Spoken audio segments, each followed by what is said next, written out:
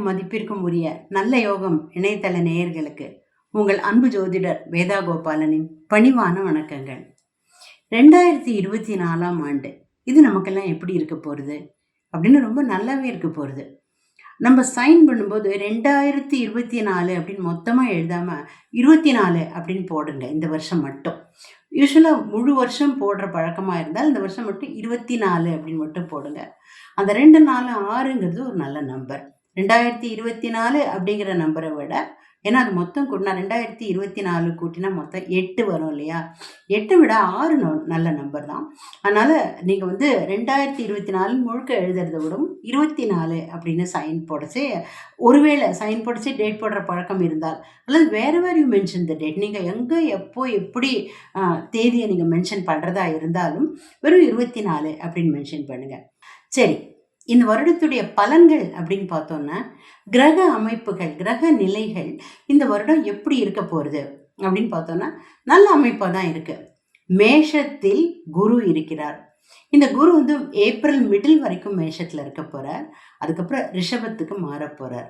அதே மாதிரி சனி பகவான் தன்னுடைய சொந்த வீட்டில் கும்பத்தில் இருக்கார். எந்த கிரகம் தன்னுடைய சொந்த வீட்டில் இருந்தாலும் அது ஒரு நல்ல பலனைத்தான் கொடுக்கும். ராகு பகவான் மீனத்திலும் கேது பகவான் கன்னியிலையும் இருக்கார்.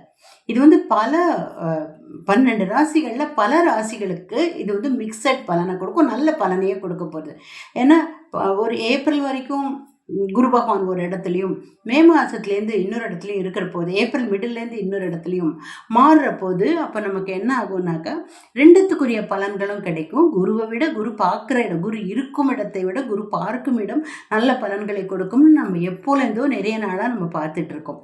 அது பிரகாரம் பார்த்தோன்னாக்கா 2024 ஒரு பகுதியாவது, ஒரு பாதியாவது எல்லாருக்கும் நல்ல பலனைத்தான் கொடுக்கும். இதுக்கு நடுவில் நமக்கு மற்ற கிரகங்களுடைய பயிற்சிகள்லாம் இருக்குது. 2 நாளைக்கு ஒரு தரம் சந்திரனும் இடம் மாற போகிறார். சுக்கிரன், புதன் இவர்கள்லாம் இடம் மாறுற போது நமக்கு மிக்சடான பலனை கொடுக்கும். ஸோ இந்த ராசி பலன் அப்படின்னு ஒரே வகையான பலன் இருக்காமல் நிச்சயமாக மிக்சடாக இருக்குங்கிறதுனால நல்ல பலன்களும் நிச்சயமாக அவற்றில் வரும் அப்படின்னு நம்ம நம்பலாம். இப்போ மேஷத்தில் குரு இருக்கார் அப்படின்னா அவர் சிம்மம், துலாம், தனுசு 3 இடத்தையும் பார்த்துட்டு இருக்கார் ஆஸ் ஆஃப் நவ், ஏப்ரல் வரைக்கும். ஏப்ரலுக்கு பிறகு ரிஷபத்துக்கு குரு பகவான் போகிற போது அவர் கன்னி, விருச்சிகம், மகரம் 3 இடத்தையும் பார்க்க போகிறார். இதனால இந்த பார்வைப்படும் இடங்களிலெல்லாம், குரு பார்க்குற இடம்லாம் கோடி புண்ணியம் இல்லையா? பார்வைப்படும் இடங்கள்லாம் நன்மை செய்துட்டு போக போகிறார் அவர். இதே மாதிரியே மீனத்தில் ராகுவும் கன்னியில் கேத்துவும் இருக்க போகிறாங்க. 2 பேரும் மீனத்திலிருந்து கன்னியை ராகுவும், கன்னியிலேருந்து மீனத்தை கேத்துவும் பார்க்க போகிறாங்க. இது இந்த வருஷம் முழுக்கவே இந்த இடத்துல தான் ராகுவும் கேத்துவும் இருக்க போகிறாங்க. அதே போலவே மகரத்தில் தன் வீட்டில் இருக்கும் சனி தன் வீட்டிலேயே தான் வருஷம் முழுக்க இருக்க போகிறார். சனி தன் வீட்டில் இருந்தால் நல்ல முனைந்து தொழில் செய்வார், அதாவது ஒர்க்கர்ஸ், நல்ல உழைக்கும் வர்க்கத்தினருக்கும், நம்ம எல்லாருமே யார் கடுமையாக உழைக்க தயாராக இருக்கோமோ, நான் நீங்கள் எல்லாருமே யார் யாரெல்லாம் உழைக்க தயாராக இருக்கோமோ நம்ம எல்லாருக்குமே இது நல்ல பலனைத்தான் தரப்போகிறது. அதனால் நம்ம பார்த்தோன்னாக்க இந்த வருஷம் முழுக்கவுமே நம்ம எல்லாருமே நல்லா தான் இருக்க போகிறோம் அப்படின்றதுல நமக்கு என்ன சந்தேகம் இல்லையா? மகர ராசிக்கு 2024ஆம் வருஷம் எப்படி இருக்க போகிறதுன்னா ரொம்ப நல்லா இருக்க போகிறது. ஒரே ஒரு விஷயம் நீங்கள் ஞாபகம் வச்சுனீங்கன்னா போகிறோம், 7.5 சனியின் காலத்தில் இருக்கீங்க. உங்கள் பேச்சு செயல் எல்லாம் கொஞ்சம் ஜாகிரதையாக இருந்துட்டா பிரச்சனையே வராதுங்க. மகர ராசிக்கு தற்சமயம் ஏப்ரல் வரைக்கும் 4ஆம் வீட்டில் குரு இருக்கார். 4ஆம் வீடுங்கிறது தாயார், கல்வி, வாகனத்தை குறிக்கும். அந்த வீட்டில் குரு பகவான் இருக்கிறது ஒரு நல்ல விஷயந்தான். இதனால் உங்களுடைய அம்மாவுக்கு நல்ல நன்மைகள் விளைஞ்சிருக்கும். அம்மா ஒரு ப்ரமோஷனோ இன்க்ரிமெண்ட்டோ வாங்கியிருப்பாங்க. அம்மாவுக்கு அவங்களுடைய பூர்வீக சொத்து ஏதாவது பங்கு வந்திருக்கலாம். அம்மாவுக்கு அவங்க விருப்பப்பட்ட நகைகளை வாங்கியிருக்கலாம், அல்லது அவங்களுடைய தாயார் வீட்டிலேருந்து அவங்க விரும்பின நகைகள் அவங்களுக்கு கிடைச்சிருக்கலாம். ஒரு பங்கு மாதிரி ஏதாவது கிடைச்சிருக்கலாம். மொத்தத்தில் அம்மாவுக்கு ரொம்ப மகிழ்ச்சி. அப்புறம் அவங்களுடைய ஆஃபீஸில் கூட அவங்களுக்கு ரொம்ப நல்ல பேர் கிடச்சிருக்கும், பாராட்டு கிடச்சிருக்கும், ஏதோ நன்மைகள் நிறைய அம்மாவுக்கு கிடைச்சிருக்கும் 4ஆம் வீட்டில் இருக்கிற குருவின் காரணமாக. அப்புறம் உங்களுடைய கல்வி, நீங்கள் ஒருவேளை ஒரு ஸ்டூடெண்ட்டாக இருந்தால், ஸ்டூடெண்ட்னு நீங்கள் ஸ்கூல் காலேஜில் தான் படிக்கணும்னு அவசியம் இல்லை, உங்களுடைய அலுவலகத்தில் உங்களுடைய டீம் லீடர் கீழே நீங்கள் இருந்தால் கூட ஒரு ஸ்டூடெண்ட் மாதிரி கற்றுக்கிறவராக இருந்தால் கூட ரொம்ப நல்ல முறையில் கற்றுட்டு அவங்கள்ட்ட நல்ல பேர் எடுப்பீங்க. நீங்கள் ஒரு ஸ்கூல் அல்லது காலேஜ் ஸ்டூடெண்ட்டாக இருந்தாக்க உங்களுடைய ப்ரொஃபஸர்ஸ், உங்களுடைய டீச்சர்ஸ் உங்களை தட்டி கொடுத்து பாராட்டி சந்தோஷப்படுவாங்க. ரொம்ப இன்னும் மேலே வரத்துக்கான வழிமுறைகளையும் ஒரு கைடன்ஸையும் அவங்க கொடுப்பாங்க. வாகனம், இத்தனை நாளாக நீங்கள் வாகனம் வாங்காதவராக இருந்து உங்களுக்கு வாகனம்னு ஒன்று கிடைக்காம இருந்திருந்தால் உங்களுக்கு புதுசாக வாகனம் கிடைக்கும். அல்லது ஏற்கனவே இருக்கிற வாகனத்தை கொடுத்துட்டு வேறு வாங்கணும்னு நீங்கள் நினச்சிருந்தீங்கன்னா அது கண்டிப்பாக நிறைவேறும். அப்புறம் உங்களுடைய வாகனத்து மூலமாக உங்களுக்கு நன்மைகளும் வரும். உங்கள் வாகனத்தை பயன்படுத்தி லாபமாக நன்மையான விஷயங்கள் செய்வதற்காக நீங்கள் பயன்படுத்தி அதில் முழு பலனை காண்பீங்க. 4ஆம் வீட்டில் இருக்கிற குரு உங்களுடைய 8ஆம் வீட்டை பார்த்துட்ருக்காரு. 8ஆம் வீடு அப்படிங்கிறது ஆரோக்கிய ஸ்தானம். ரொம்ப காலமாக உங்களுக்கு படுத்தின்னு இருந்த, ஏன்னா ஏற்கனவே பாருங்க 7.5 சனி, அதனால் ஆரோக்கிய குறைபாடுகளோ எல்லா வகையிலையும் ஒரு விதமான பயம் வந்திருக்கலாம். ஆனால் கவலையப்படாதீங்க. 7.5 சனியில் நீங்கள் 6 வருஷத்துக்கிட்டக்க நீங்கள் கடத்திட்டீங்க. இன்னும் கொஞ்சம் தான் பாக்கி, கழிவுடை தான் பாக்கி. அதனால் நீங்கள் ஏற்கனவே சில பிரச்சனைகள் இருந்தது இல்லையா ஆரோக்கியத்தில், அது எல்லாம் குரு பார்வை காரணமாக இப்போ சரியாக ஆரம்பிச்சிடும். ஸோ ஒரு பக்கம் குரு பார்வை உங்களுக்கு கிடைக்கிறதுனால உங்களுடைய ஆரோக்கியம், உங்களுடைய ஆயுள், இது ரெண்டுமே நல்ல விதமாக உங்களுக்கு ஒரு வேளை ஏதான ஒரு நீங்கள் ஒருவேளை ரொம்ப வயசானவனாக இருந்து ஏதான ஒரு பயம் இருந்ததுன்னா அந்த பயத்தை நீங்கள் அறவே நீங்கள் பயப்படவே வேண்டாம். அந்த மாதிரி ஒரு இதாக இருக்குது. இல்லை நீங்கள் இளைஞர்னாக்கா உங்களுடைய 8ஆம் வீட்டு குரு பார்வை உங்களுக்கு நல்ல ஆரோக்கியத்தையும் நல்ல ஒரு மேற்கொண்டு நன்மைகளை தரும். ஆனாலும் ஆரோக்கியத்தில் கவனம் செலுத்தணும். நீங்கள் சரியான இடத்துல சாப்பிடணும், சரியான நேரத்தில் சாப்பிடணும், ஆரோக்கியமான உணவை, உடம்புக்கு ஒத்துக்கக்கூடிய உணவை மட்டுமே சாப்பிடணும், நல்ல ஒரு சுத்தமான சுகாதாரமான இடத்துல சாப்பிடணும். இது எல்லாமே கண்டிப்பாக நீங்கள் பர்டிகுலராக இருக்கணுங்க. 8ஆம் வீட்டை பார்க்கும் குரு உங்களுடைய 10ஆம் வீட்டை பார்க்குறார். அடுத்தது 10ஆம் வீடுங்கிறது ரொம்ப ஒரு நல்ல ஒரு இடம். அதாவது உத்தியோகத்தையும் தொழிலையும் நீங்கள் செய்கிற ப்ராக்டிஸ் அல்லது பிஸ்னஸ் அல்லது உங்கள் ஜாபு இதையெல்லாம் குறிக்கிறது 10ஆம் வீடு. 10ஆம் வீட்டுக்கு குரு பார்வைங்கிறது ஒரு நல்ல அமைப்பு. அந்த குரு பார்வை காரணமாக உங்களுக்கு ஒரு ஆஃபீஸில் உங்களுக்கு பெரிய முன்னேற்றங்களை எதிர்பார்க்கலாம், பாராட்டு கிடைக்கும், ப்ரமோஷன், இன்க்ரிமெண்ட் அந்த மாதிரியான விஷயங்கள் கிடைக்கும். அல்லது வேறு ஒரு வேலை மாறுறதுக்கான வாய்ப்பு கூட கிடைச்சி நல்ல முறையில் மாறி அதில் நல்ல சம்பளமும் கிடைக்கும். இத்தனை நாள் கிடைச்சதை விட ஒரு ஃபியூ பர்சன்டாவது அதிகமான சம்பளம் கிடைச்சி நல்லபடியாக செட்டில் ஆகிறதுக்கான வாய்ப்பை அந்த 10ஆம் வீட்டு பார்வை, குருவின் பார்வை தரும். அடுத்தது 12ஆம் வீட்டுக்கு குரு பார்வை. 12ஆம் வீடுங்கிறது செலவுகளை குறிக்கும் வீடு. ஆனால் அந்த வீடே குரு பகவானோட வீடு. குரு தன் வீட்டையே தானே பார்க்கிறார்.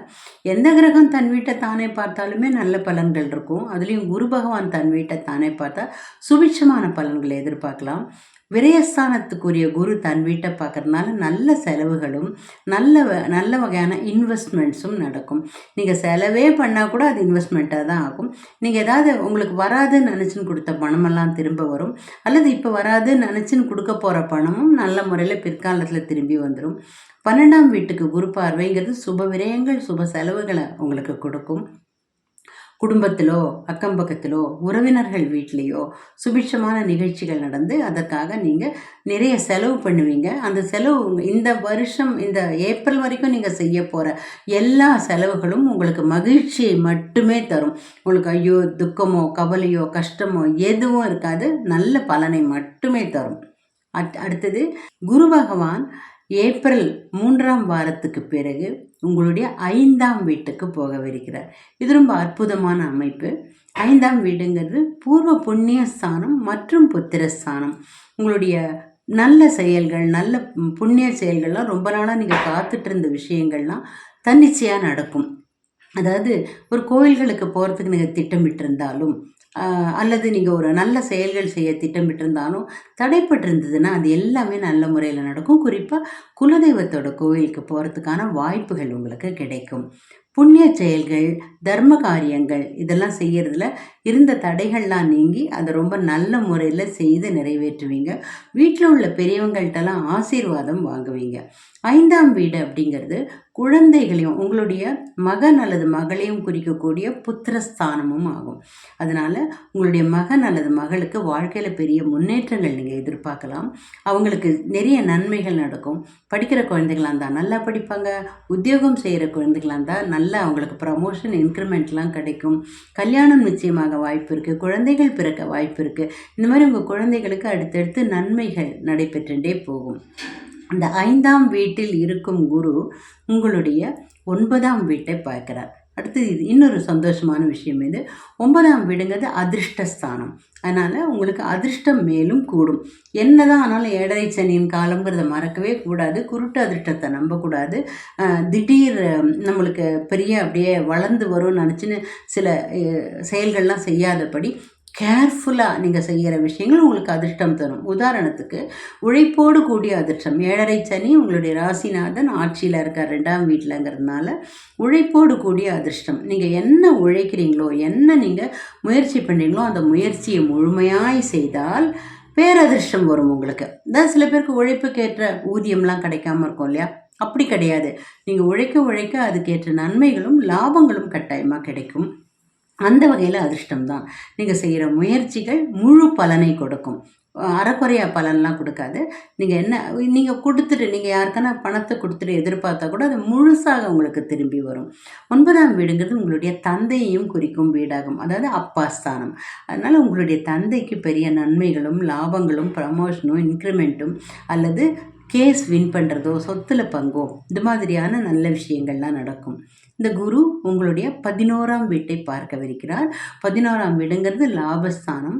நீங்கள் செஞ்ச இன்வெஸ்ட்மெண்ட் எல்லாம் நல்ல லாபத்தோடு திரும்பி வரும். பெரிய அதாவது 11ஆம் வீடு லாபஸ்தானம் அப்படிங்கிறது ஆக்சுவலி வெறும் பணத்தை மட்டும் குறிக்கல. ஒன்லி பிகாஸ் இந்த வீட்டை குரு பார்க்குறாங்கிறதுனால இது பணத்தை மட்டும் குறிக்காமல் பெரியவர்களோட ஆசி, குடும்பத்தில் சுப நிகழ்ச்சிகள், சுபிட்சமான ஒரு அட்மாஸ்பியர், ஒற்றுமை, சந்தோஷம், எல்லா இடத்துலையும் செல்லுமிடமெல்லாம் சிறப்பு. அதாவது வீடு, ஆஃபீஸ், ஸ்கூலு, காலேஜு, அக்கம் பக்கம் அப்படின்னு எங்கே போனாலும் நல்ல ஒரு பாராட்டும் புகழும் ஒரு நல்ல சந்தோஷமும் கிடைக்கும். மேடை ஏறி நிறைய நன்மைகளை மேடை ஏறி பேசுகிறதோ பாடுறதோ அந்த மாதிரி விஷயங்களில் பாராட்டு பெறுவீங்க. இவ்வளோ நன்மைகளை 11ஆம் வீட்டு குரு பார்வை உங்களுக்கு கொடுக்குறது. அடுத்த குரு பார்வை இன்னும் அருமைங்க. உங்களுடைய மகர ராசியையே குரு பகவான் பார்க்கவிருக்கிறார். மகர ராசிக்கு அதாவது உங்கள் ராசிக்கு குரு பார்வை வரும்போது இந்த 7.5 சனியோட இம்பேக்ட், 7.5 சனியோடைய கடுமைகள் மிகவும் குறையும். ஏன்னா உங்களுடைய ராசியே குரு பார்க்குற போது உங்கள் நல்ல தன்மைகள் வெளிப்பட்டு நீங்கள் எவ்வளோ நல்லவரும் உலகத்துக்கு புரிய ஆரம்பித்து கொஞ்சம் வீண் பழிகள்லாம் வந்தது இல்லையா 7.5 சனி பீக்கில் இருந்தபோது, இல்லை இவர் நல்லவர் தான், அந்த தவறெல்லாம் இவர் செய்யலை அப்படின்னு நிரூபணமாகி உங்களுக்கு நன்மைகள் ஏற்படும். இந்த ராசிக்கு குரு பார்வை இருக்கிறதுனால நல்ல விஷயங்களில் புண்ணிய காரியங்களில் ஈடுபடுவீங்க. புண்ணிய விஷயங்கள் கற்றுப்பீங்க. சில பேர்லாம் இந்த ஸ்லோகங்கள்லாம் கற்றுப்பாங்க இல்லையா? நாராயணியம் மாதிரி, அந்த லலிதா சகஸ்ரநாமம், சௌந்தர்ய லகரி அந்த மாதிரி கற்றுப்பாங்க இல்லையா? அந்த மாதிரி கற்றுப்பீங்க. கற்றுக்கிற போது முழு முயற்சியோடு அதை நீங்கள் சொல்லிப்பீங்க. அது உங்களுக்கு பெரிய நன்மைகளை தரும். அடுத்தது இப்போ நம்ம பார்க்க போகிறது சனி. சனி உங்களுடைய 2ஆம் வீட்டில் இருக்கார். உங்களுக்கே தெரியும் 7.5 சனி முடிய போகிற தருவாயில் இருக்காருன்னு.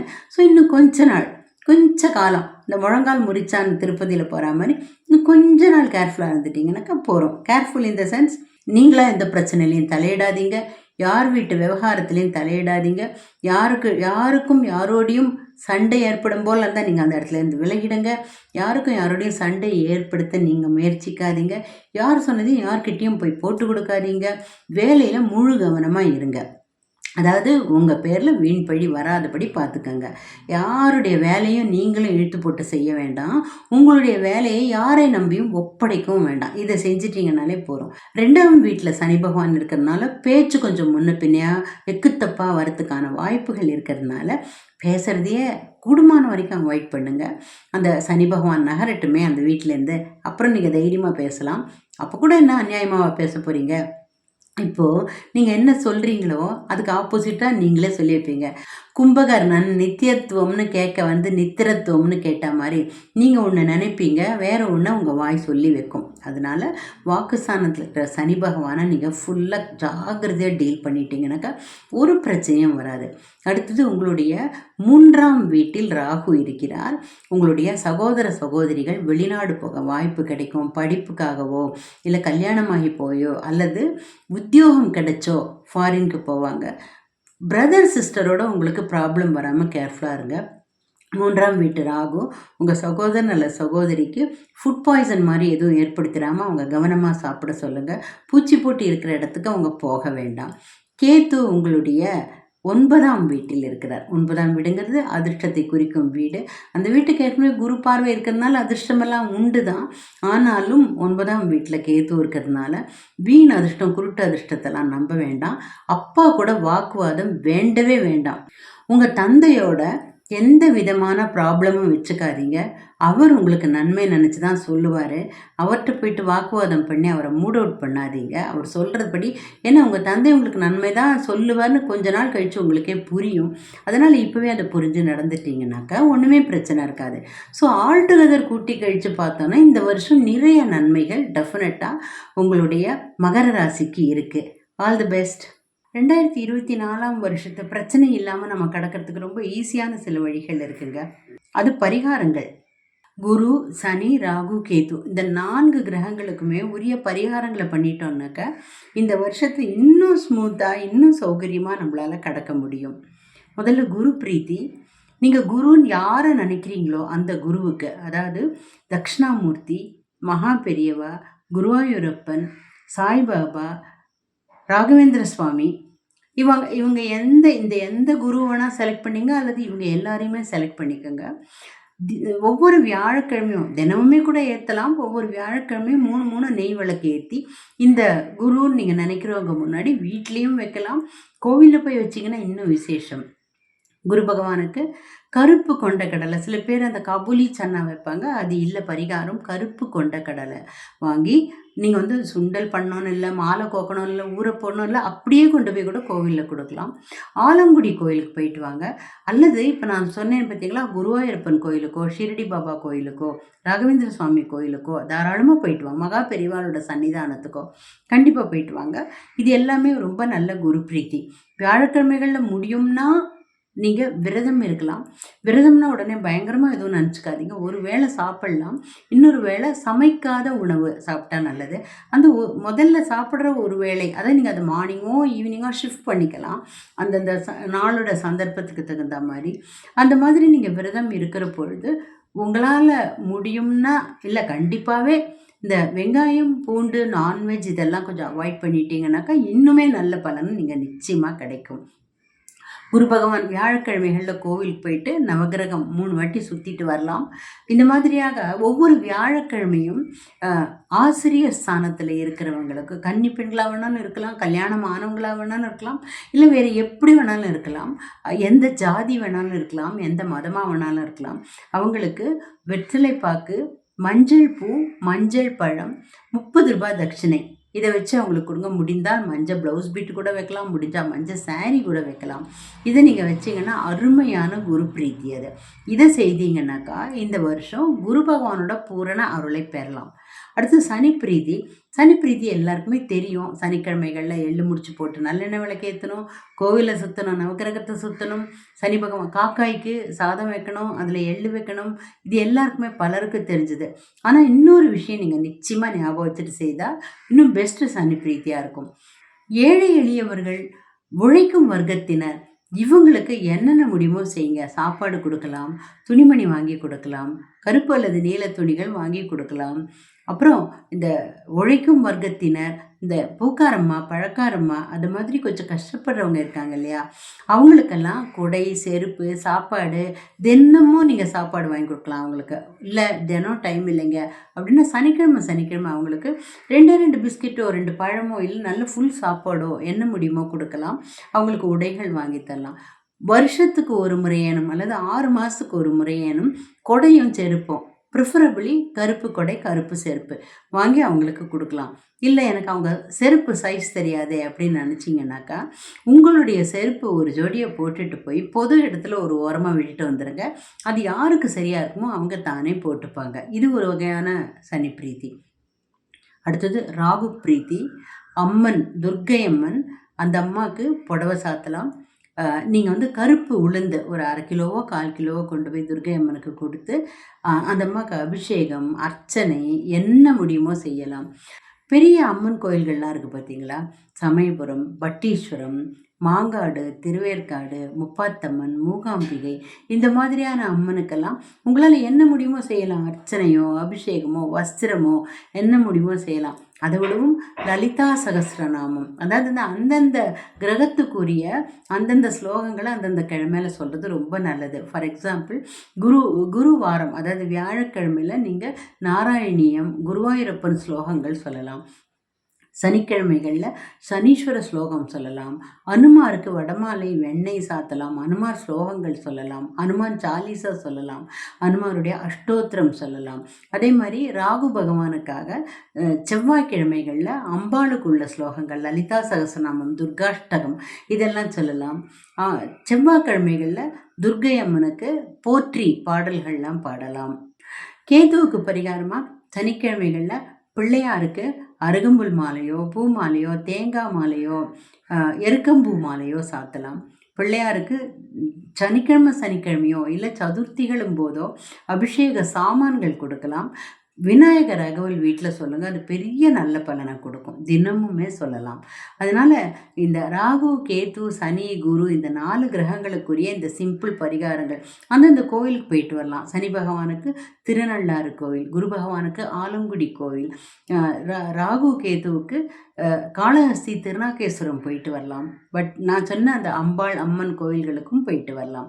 இதெல்லாம் செஞ்சீங்கன்னாக்கா உங்களுக்கு நிச்சயமாக எந்த பிரச்சனையும் வரவே வராமல் 2024 ரொம்ப அனாயாசமாக கடந்துருவீங்க. Good luck, all the best. மறுபடியும்